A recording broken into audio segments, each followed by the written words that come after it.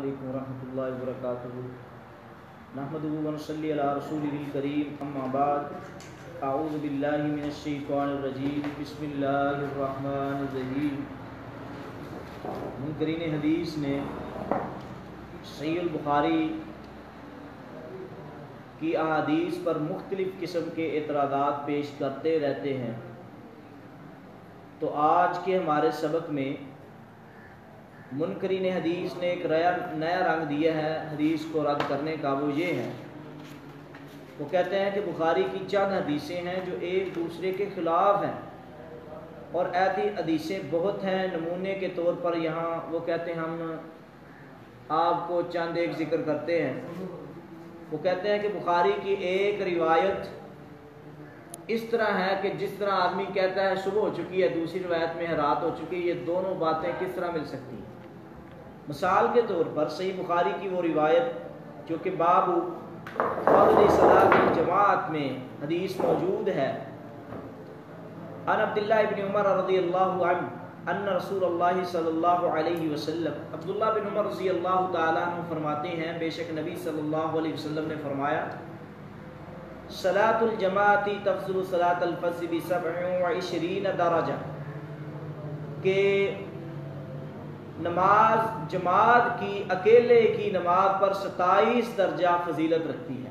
ایک آدمی اکیلا نماز پڑھتا ہے، دوسرا آدمی جو ہے نماز جو ہے با جماعت ادا کرتا ہے، امام کے ساتھ کرتا ہے، مسجد میں جا کے کرتا ہے، تو اکیلا آدمی اس کے بدلے میں نماز با جماعت ادا کرنے والا 27 درجے اس کی نماز زیادہ فضیلت رکھتی ہے۔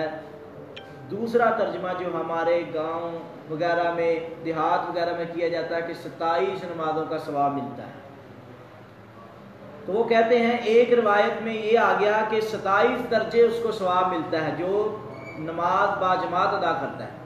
تو دوسری روایت پہلی سیدنا عبداللہ بن عمر سے ہے، تو دوسری روایت جو کہ صحیح البخاری میں ہی ہے، ابو سعید خدری رضی اللہ تعالیٰ عنہ سے ہے، عن ابی سعید انہ سمع رسول اللہ صلی اللہ علیہ وسلم یقول، ابو سعید خدری رضی اللہ تعالیٰ عنہ فرماتے ہیں انہوں نے سنا رسول اللہ صلی اللہ علیہ وسلم سے، آپ فرما رہے تھے صلاۃ الجماعتی، نماز با جماعت ادا کرنا، تفضل صلاۃ الفجر ب25 درجہ، تو یہ 25 درجے زیادہ فضیلت رکھتی ہے۔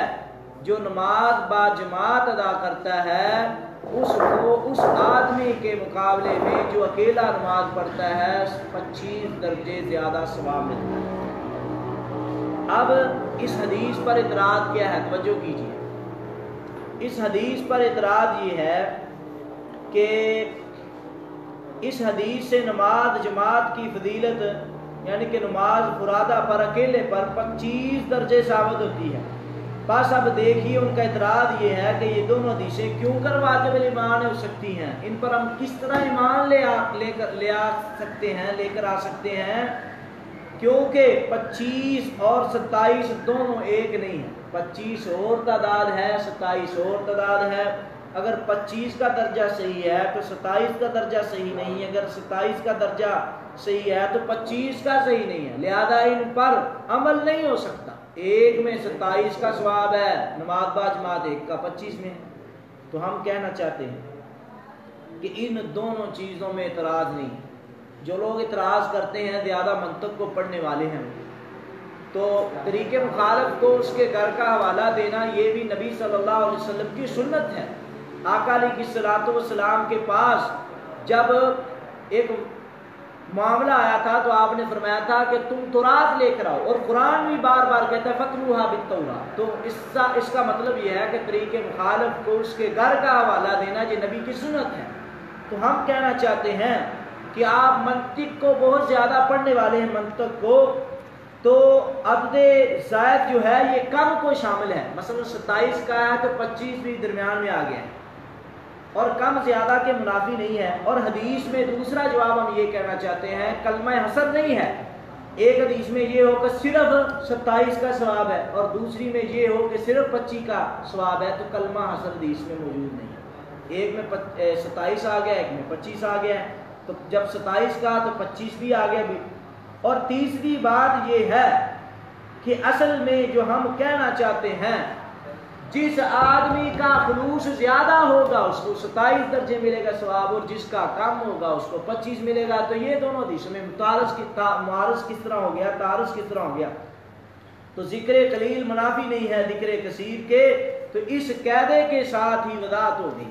اور دوسری بات جو میں پہلے ذکر کر چکا ہوں کہ ہو سکتا ہے کہ اللہ تعالیٰ نے نبی صلی اللہ علیہ وسلم کو پہلے 25 درجہ بتایا ہو، اور جب لوگوں کو دیکھا کہ لوگ باجماعت نماز ادا کرنے کے لیے بڑی محنت طلب کرتے ہیں تو اللہ تعالیٰ خوش ہو کر کہا کہ 27 درجے ثواب ہے۔ اور یہ بھی ہو سکتا ہے کہ جس روایت میں 25 کا ذکر ہے، جس روایت میں 25 کا ذکر ہے، تو ایک آدمی دور سے نماز پڑھنے کے لیے آتا ہے مسجد میں، اور ایک آدمی قریب سے آتا ہے، تو جو دور کے لیے آتا ہے اس کو 27، اور جو قریب جس کا گھر ہے مسجد کے نماز باجماعت کرتا ہے اس کو 25 درجے ثواب ملتا ہے۔ اور یہ بھی ہو سکتا ہے دو آدمی نماز پڑھ رہے ہیں، ایک اپنی نماز میں اپنی دکان کا حساب کر رہا ہے، اپنی دکان کا حساب کر رہا ہے، درمیان میں اس کا خشوع خضوع بالکل برقرار نہیں، اور دوسرا پورے خشوع خضوع کے ساتھ نماز پڑھ رہا ہے۔ اب کیا دونوں کی نماز میں فرق آئے گا کہ نہیں آئے گا؟ ثواب میں آئے گا۔ تو جس کا خشوع زیادہ ہے وہ 27 درجے ہے، جس کا کم ہے وہ 25 درجے ہے۔ تو یہ دو حدیثوں میں تعارض کس طرح آ گیا؟ آگے اگلی بات، دو آدمی ہیں، ایک آدمی ہے جو فجر کی نماز کے بعد زور کا انتظار کر رہا ہے، زور کا انتظار، اور ایک آدمی وہ ہے وہ بالکل توجہ نہیں دیتا، بس اذان ہوگی دل کیا تو چلا گیا، تو کیا دونوں کا ثواب برابر ہے؟ نہیں۔ ایک صبح سے انتظار کر رہا ہے، زور کے بعد اثر کا انتظار کرتا ہے، انتظار کرنے والے کو 27 درجے، اور جو انتظار نہیں کرتا ویسے بس اذان سن لی ایسے چلا گیا جیسے اس کا دل چاہا تو اس کو 25 درجے مل گیا۔ تو اس میں کون سی بات ہے؟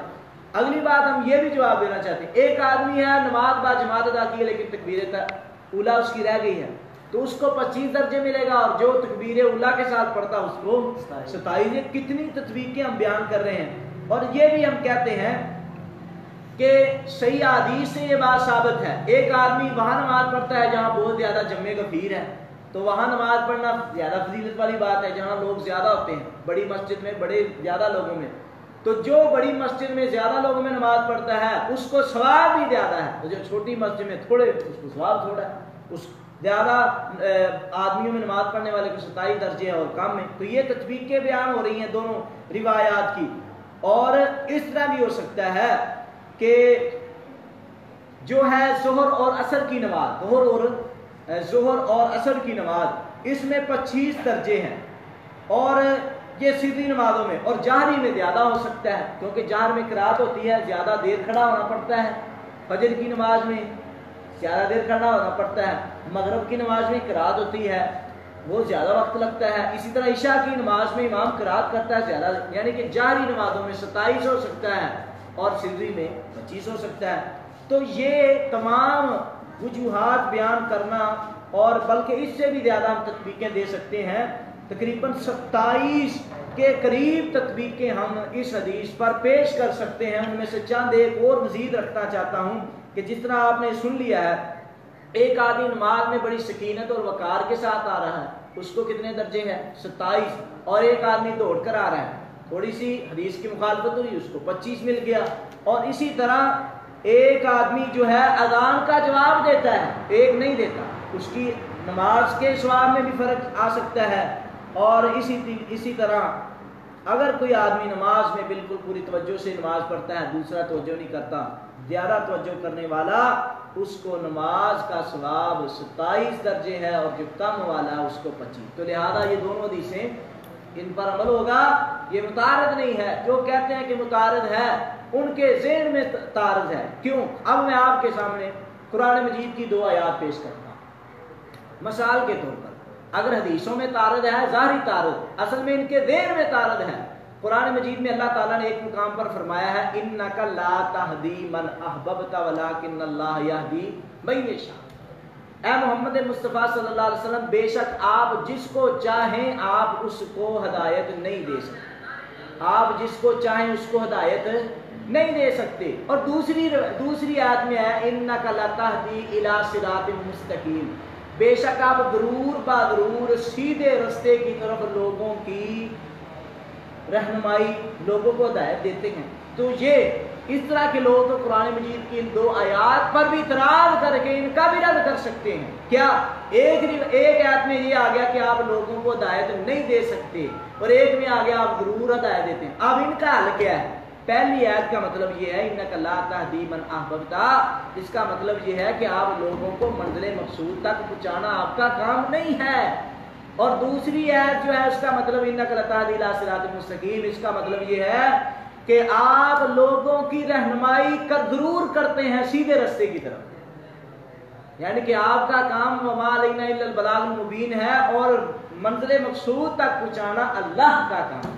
तो जिस तरह इन 2 आयात में ज़ाहिरी तारद नजर आ रहा था लेकिन तारद नहीं था, काम इल्मी है, इसी तरह जिन लोगों ने बुखारी की इस तरह की रिवायात पर इतराज किया है, असल में उन्होंने कुरान पर इतराज किया है। उन लोगों को चाहिए कि वो अपनी हदायत के लिए सही रिवायात पर अमल करे। अल्लाह ताला अमल की तौफीक अता फरमाए।